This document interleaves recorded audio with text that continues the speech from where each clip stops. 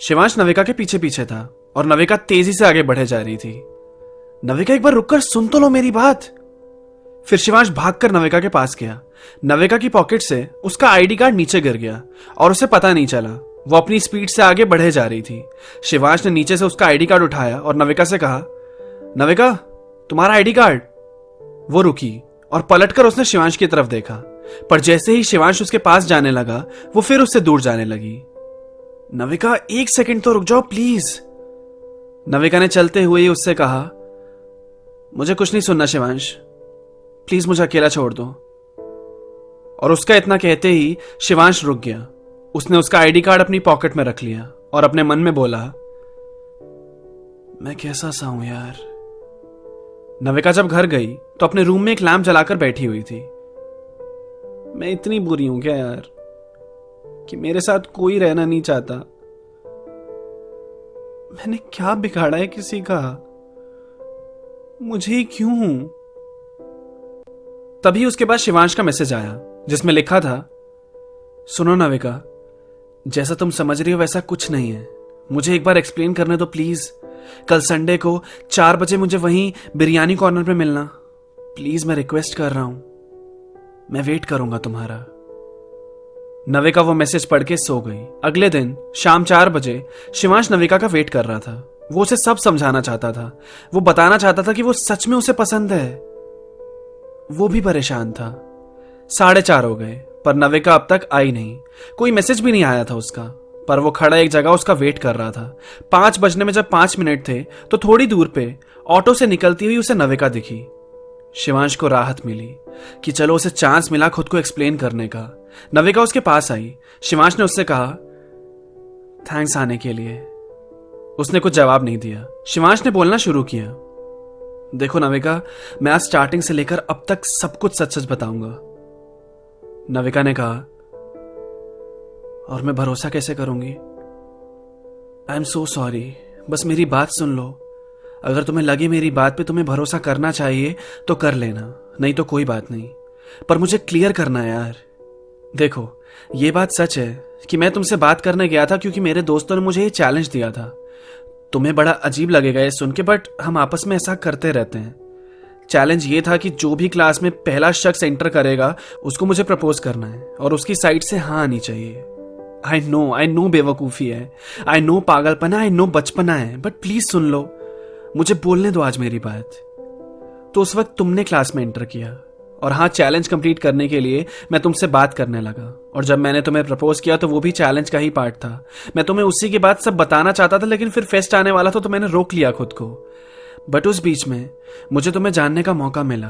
मैंने तुम्हें जाना, तुमसे बात की और मुझे भी नहीं पता चला पर मुझे पसंद आने लग गई तुम।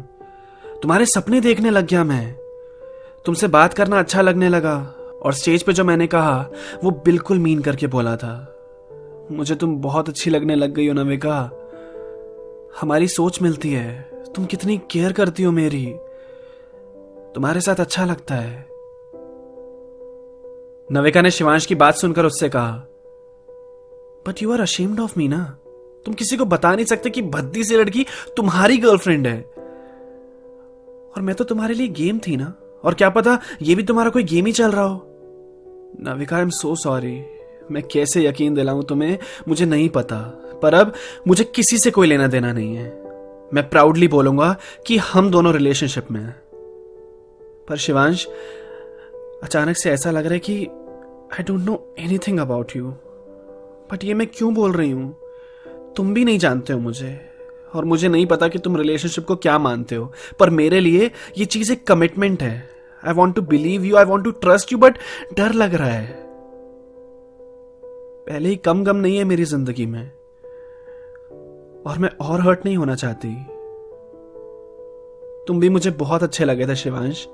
मैं खुद को बहुत लकी मान रही थी, पर कल तुम्हें सुनकर इतना अजीब सा लगा ना, मैं बता नहीं सकती कितना दर्द हुआ। नविका, हम शुरू से शुरू कर सकते हैं और ऐसा नहीं कि मैं तुम्हें नहीं जानता। तुम नहीं जानते शिवांश, तो कोई बात नहीं ना, जान लेंगे। और तुम्हें भरोसा नहीं हो रहा ना मुझ पे, तो चलो तुम मेरे घर चलो, तुम्हें मम्मी से मिलवाता हूं और बताते हैं उन्हें हमारे बारे में। नहीं जरूरत है उसकी, रहने दो। नहीं चलो, मेरा मन है, और मम्मी के हाथ की तुम्हें छोले पूरी खिलाता हूं। आज छोले बने घर पे। नविका ने मना किया पर शिवांश माना नहीं और वो दोनों ऑटो में बैठे और शिवांश उसे अपने घर ले जाने लगा। नविका एक बार फिर उस पर भरोसा कर रही थी। वो जैसे ही घर पहुंचे, बेल बजाई, मम्मी ने दरवाजा खोला तो शिवांश ने जाते ही कहा, मम्मी देखो मैं किसे लेकर आया आज।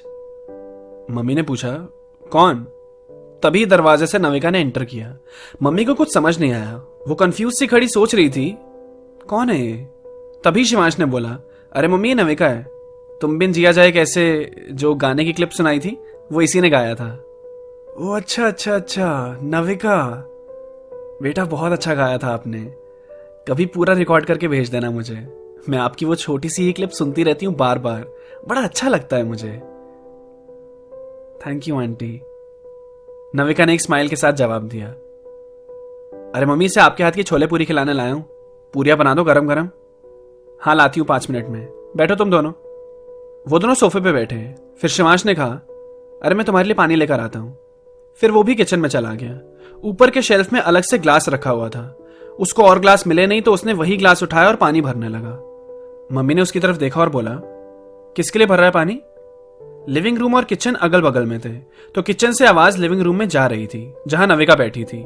शिवांश ने जवाब दिया, नविका के लिए पानी ले जा रहा हूं। और ये ग्लास कौन सा लिया तूने?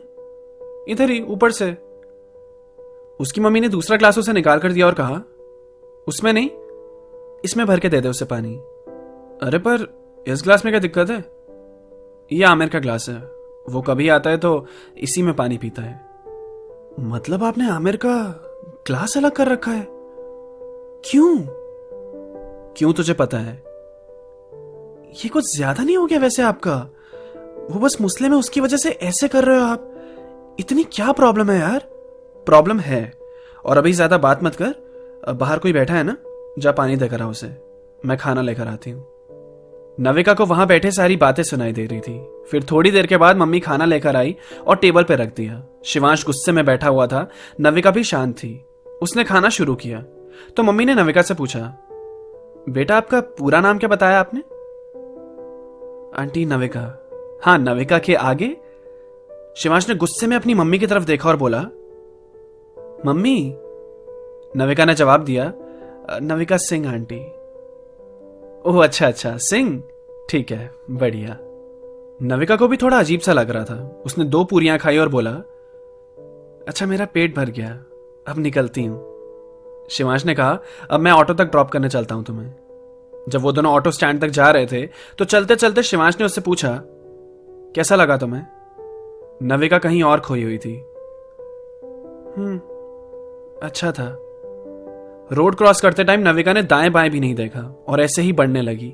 एक कार तेजी से हॉर्न बजाती हुई आ रही थी। शिवांश ने नविका का हाथ पकड़ा और उसे पीछे खींचा। वो गाड़ी उसके बहुत पास से गुजरी। क्या हो गया तुम्हें? देखकर तो चलो, मरती अभी। हेलो नविका, कहां खो रखी हो? नविका शिवांश की तरफ मुड़ी और उससे कहा, तुम्हारे घर में मुस्लिम्स को लेकर बहुत ज्यादा है ना? अरे तुमने मम्मी की बात सुन ली क्या?